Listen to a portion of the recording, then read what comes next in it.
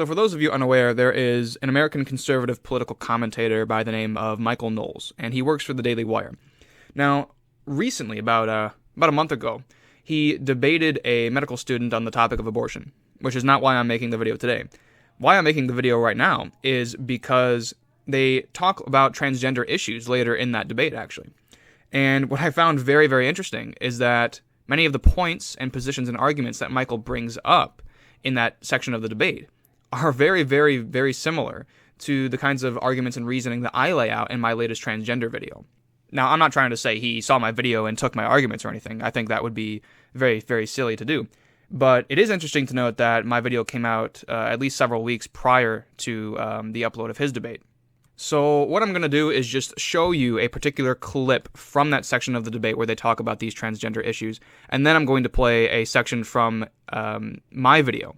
And I just want you to see whether you can find the particular similarities, and if you're interested in this topic, to watch my full video to get the further context and to get further elucidation on these particular arguments and issues, and to also watch the debate that Michael Knowles had with the medical student. So, once again, thank you for watching, and without further ado, here are the clips.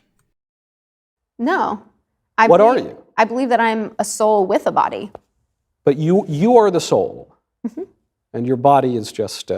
It's the like physical your manifestation. body's a costume. Oh, the body is the physical manifestation. That's different. Well, I agree with that. I think that the body is a symbol of the soul. I think that the soul is a substantial form of the body.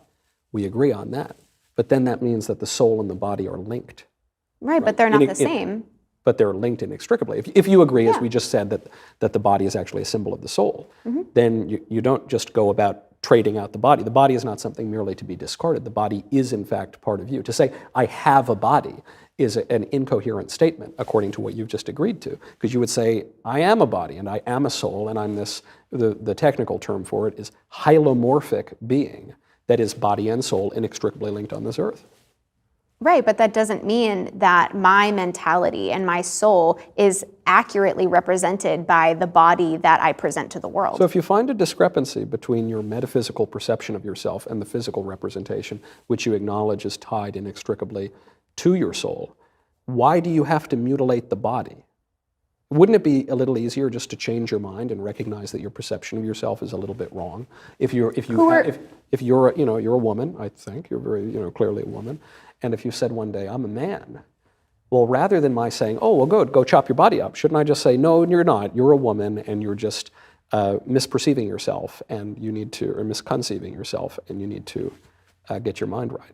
If we take a look at a sort of hylomorphic conception of the human person, where the human person is a composite of matter and form, the result of the composition of matter and form is, in this case, it's a living body. So what you are is a living body with a specific nature and properties that flow from that nature. And again, this goes back to the ethical implications of these metaphysical views. Whereas on the hylomorphic view, if we are a unified substance in which it is the case where gender dysphoria consists in the misconformity of the mind to the human person, to the human being, then what would help that person, the treatment for that negative feeling, that dysphoria, would be to help one psychologically properly conform themselves to the being that they actually are. And on the sort of strong, more dualistic view, which I talked about earlier, it wouldn't be that solution, because under that view, it would be a physical defect, as I said. And so the solution under that strong dualistic view would be to conform that body to what is to the mind, which is what is properly gendered. And that's exactly why you see transitioning. That's why transitioning is a thing, is because underlying the ideology is that the gender dysphoria consists in a physical defect. And so the way to solve that is to properly conform the physical to the mental.